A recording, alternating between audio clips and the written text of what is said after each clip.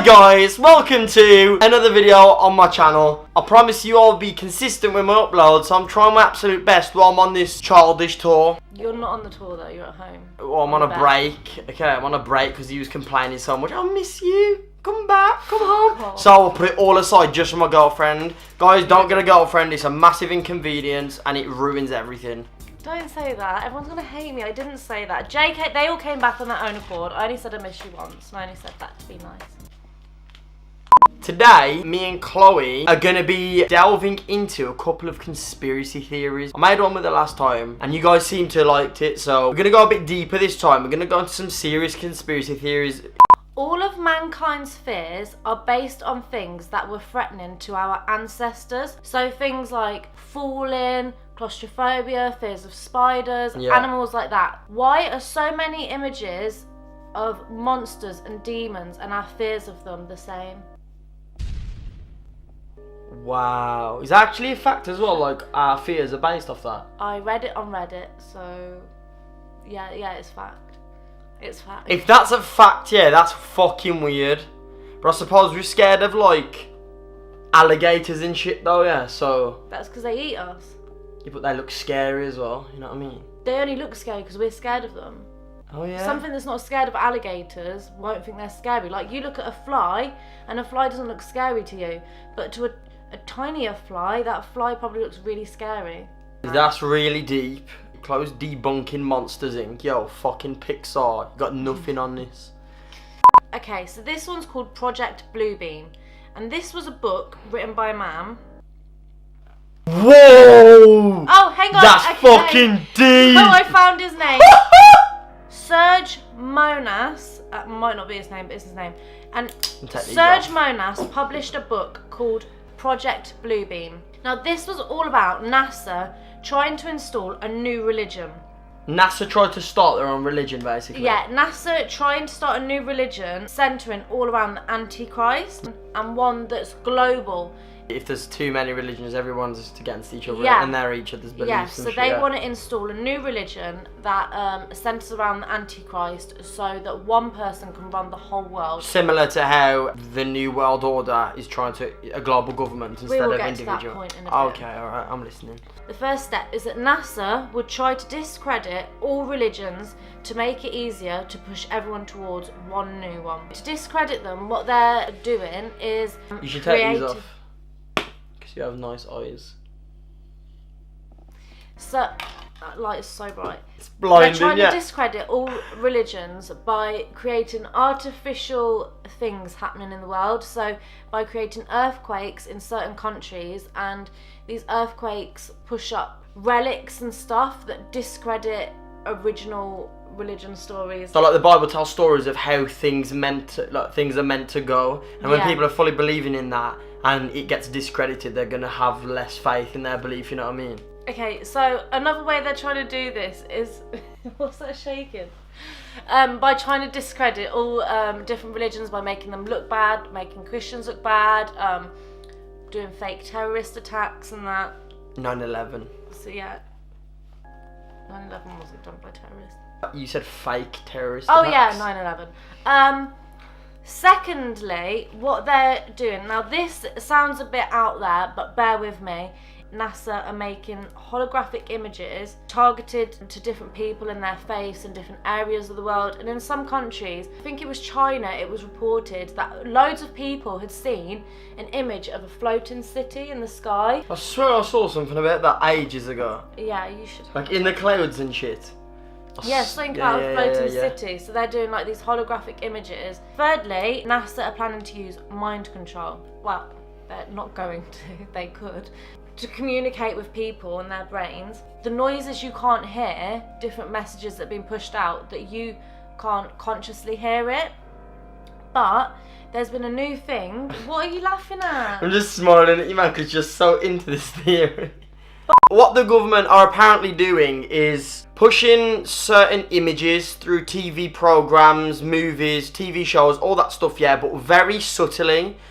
What happens is, the more something's repeated to us, The more you believe it. The more you believe it. That's just fact. Like, that's been, like, shown to us in the past. It's repeating an image to us subconsciously and very, very subtly until it becomes very normal. So in years to come, when these images are literally pushed to us on a bigger scale, it's not going to be foreign to us. Before the 9/11 attacks happened, for years the media was telling us that Afghanistan are bad people. We need to stop them. We need to stop them. That's what they were saying. No one really wanted to go to war up until... Exactly. Those little things like, we hate Afghanistan, they're doing bad things, Saddam Hussein is a bad person and he's destroying the country. Those are little nuggets until a big bombshell happens, and that big bombshell happening in that case was 9/11. It was a shock, but it wasn't foreign. We were expecting it. Things have been repeated in the past, exactly like Chloe's just saying now, with the radio waves through TV programs. And then the final phase, a global threat, so it could be a world war or an alien invasion. Basically, it'll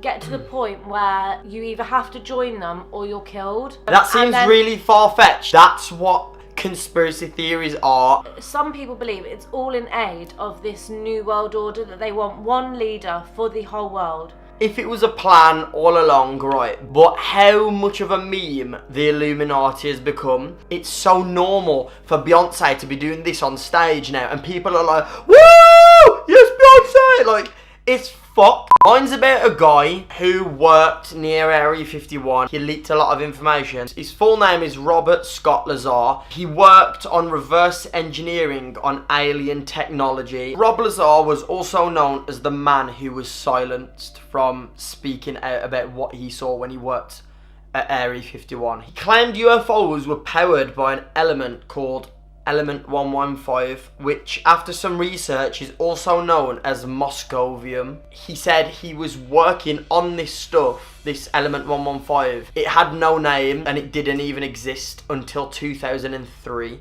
Rob Lazar claimed he's read US documents which state that we've had relations with alien life over the past years. In the 80s, this man was one of the first people to speak out about alien sightings, UFO sightings, and what happens at Area 51. And this is why apparently he was silenced. I've also got footage as well from an interview he did. I'll play that on the screen right now, and we're gonna like cut in like whenever we feel like we need to say something. My work involved the back engineering of an extraterrestrial craft, specifically the propulsion and power source. The UFOs are very typical. As far as a typical UFO is, it's two inverted dishes, two inverted pie plates, if you wish, and with a hump on the top. Metallic looking, no wings, no fins. He just speaks about it like it was normal He's to him. really well spoken as well. He looks presentable. Inside they're very sparse.